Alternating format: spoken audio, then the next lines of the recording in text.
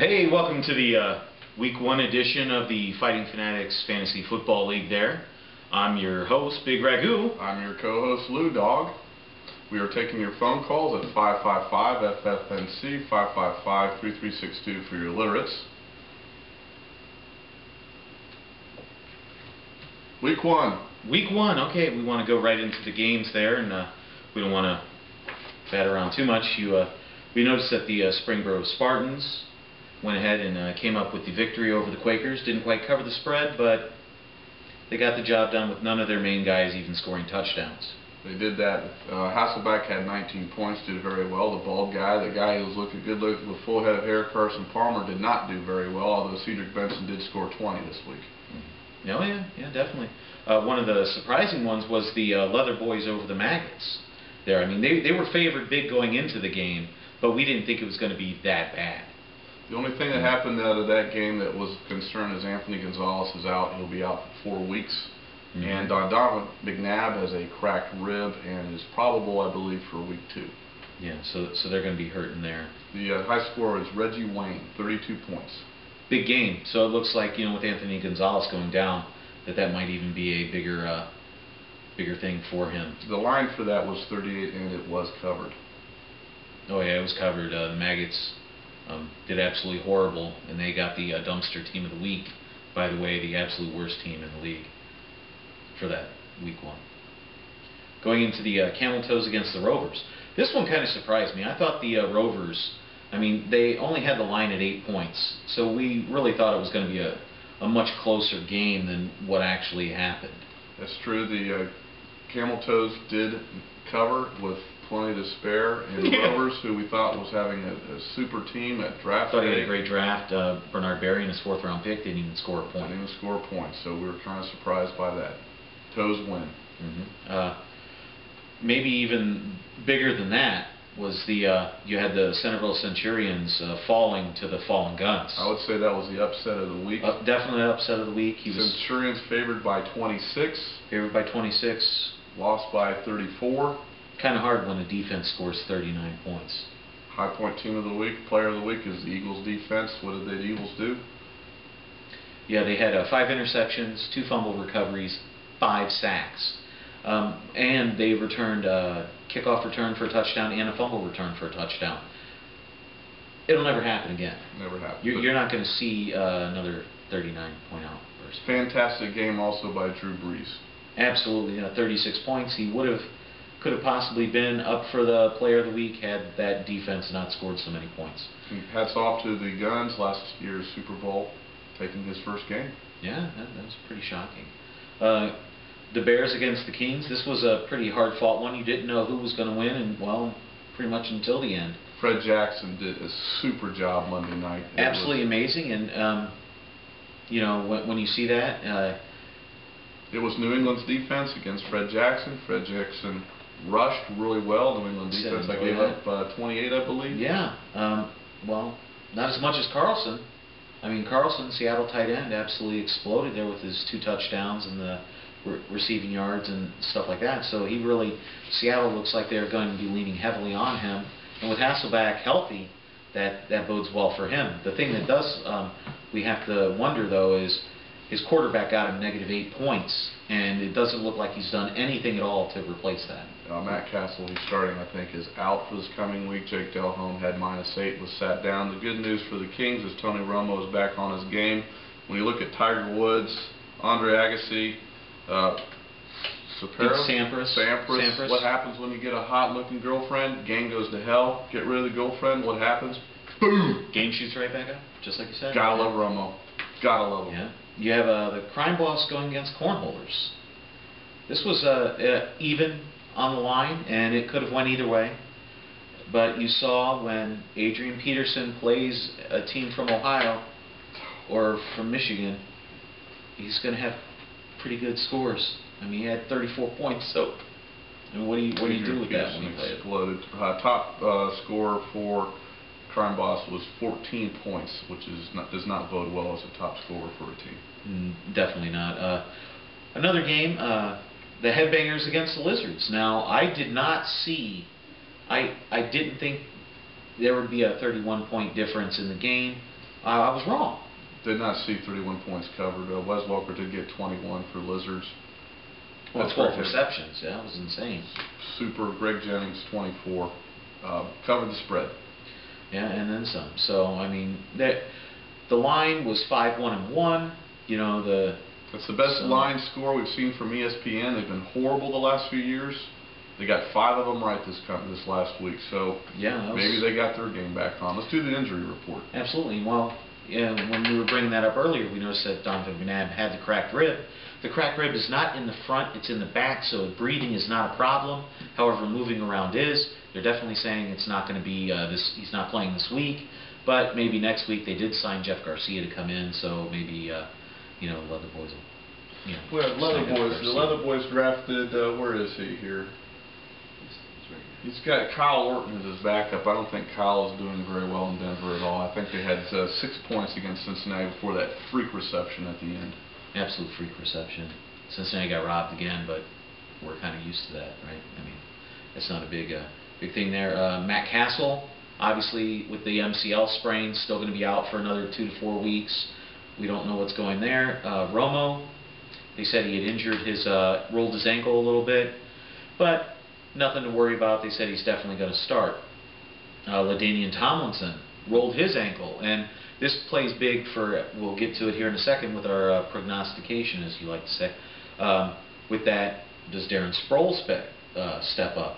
You got to be excited. I'm excited about that. I mean, Kier Thomas, still with the MCL, he's out, but, his backup, Mike, was Brown? Or is that's the one for Cincinnati. Man, I'm sorry about that. I didn't mean to bring that guy up. God, he sucks. But then you got Jonathan Stewart, who, while he's played in the game, they said he's going to be hampered by that injury. There we go. But there was a guy you really wanted to bring up. Yeah, Anthony Gonzalez. Anthony Gonzalez just unfortunately got hammered, and he's going to be out now for 4 weeks, they're saying. And that is just going to really hurt the Maggots. Maggots had a hard week 1. Week 2 is going to be even harder without one of his number 1 receivers. No, I believe so. And it was a PCL, not an MCL. The thing with the PCL injury, posterior collateral ligament, is that it goes in with the ACL, anterior cruciate ligament, and holds your knee together. The MCL can kind of get whacked out. It doesn't really do a whole lot of stabilization. So he could come back and be even slower, like what happened with Sidney Rice.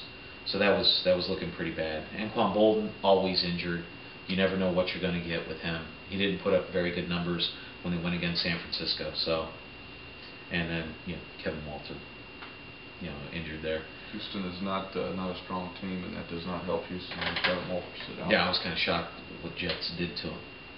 Now, on to the game lines for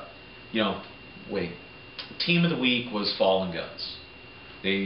When you have a defense scoring 39 points and your quarterback scoring 36, that's over half your points. Yeah, you're probably going to win. Super game.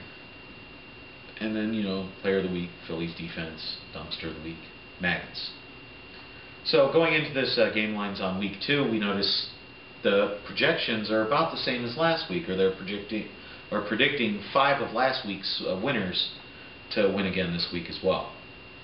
So, into the first matchup is you've got Leather Boys hosting the Rovers, and this is the most lopsided matchup. There's a 41-point spread.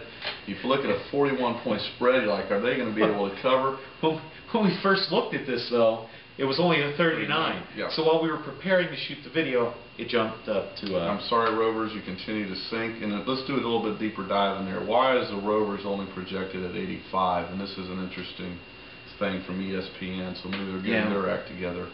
They're getting in there, and it's the matchups. The matchups. You start looking, when you have Phillip Rivers going against Baltimore, Marion Barber going against that Giants defense that looked really solid against Washington last week. Derek Ward just got surpassed by Cadillac Williams as the starting thing. All the touches. So it's killing him there, and he still scored 16 points like you pointed out. But he just won. Krell Buckhalter, he's a third stringer, or maybe even a fourth stringer on a team that doesn't have any running backs. I mean, Denver. I mean, and you also got the Pittsburgh defense. So Greg Olsen going against Pittsburgh defense, not good. Matchups are just putting those poor Buffalo Rovers down. And Leather Boys matchup fairly decent with that. Forte is going against Pittsburgh, but his other matchups, and Smith going against Minnesota. I did mention Orton not being that great of a... Right. But he's going against Cleveland. Kind of hurts me, but yeah. you know, he'd probably do better if he was playing Cincinnati. All right. Next up is the Cornholers are visiting the Guns. 12-point spread. Guns favored by 12. Guns favored by 12. I'm picking an upset here. I think the Iowa Cornholers, based on matchups, again, takes it, but I don't think it's going to cover the spread, though. I think it'll be a very close game, but this is my upset of the week. Upset of the week. Cornholers over the Guns. Lizards at Spartans. Lizards at Spartans. Lizards after his draft, everybody was kind of laughing. It was kind of a joke. His Hakeem Nicks guy did injure his ankle, and he's out for the Giants. So we'll see how that goes. I don't think the Spartans will score 139 points, but I think they'll cover the spread and then some. Yeah, I think Spartans will win that. I don't think both those teams will score those points. Kings are going to be hosted by the Maggots. Maggots have an 18-point advantage. Yeah, and I don't know if they'll score 134. I mean, we only had one team score over like 120. So 141 was. But the 141 was the high. But after that, it dropped down drastically. Yeah. You might have had like the second highest score. No, I don't. For the Headbangers. It wasn't. But still, I don't think. You know, he'll cover the spread, but he won't score that many points. Camel Toes Bears. Camel Toes Bears. Bears are underdogs by 9. Underdogs by 9, and I think the Camel Toes will score, but cover the spread. But as we're seeing a running thing here, they're not going to score that 138 points. Crime Boss favored 14 over the Centurions. Now I think. This one I have leaning toward Crime Boss. It's a very hard one to pick. I think the biggest thing on this is if a certain player goes over 15 points, and that player is Darren Sproles. Let's hope he does well. LaDainian Tomlinson has that hurt ankle. It's looking that. I predict if Darren Sproles gets over 15 points, Centurions will win that game. That's what I'm saying, but I'm going with Crime Boss unless. So I'm riding the fence. Okay, yeah. Headbangers are favored by 22 over the Quakers. I think he scores 123 points. I think he covers the spread. Okay. I think that's the one game that both things happen on. When you do a deeper dive and look at the Quakers, he's got a lot of Cincinnati players, and they're going up against a pretty good team. So it's going to be tough going for the Quakers. Absolutely. So there you have our predictions, prognostications for the next week. We do have a toy to show. Oh yeah, we do. We do. Absolutely. Show them the toy. We have a little toy here now that one of our wonderful members of the league happened to snag up within a 50 to maybe 100 person room. This will more than get my point across, and you know how much I like to talk. So we're going to be using this for our future parties, get-togethers, award banquets, the mid-season gathering, and things of that nature. Pretty good. So, you know, this has been the Fighting Fanatics News Center. I'm your host, Bigragu. I'm Lou Dog. And we are out.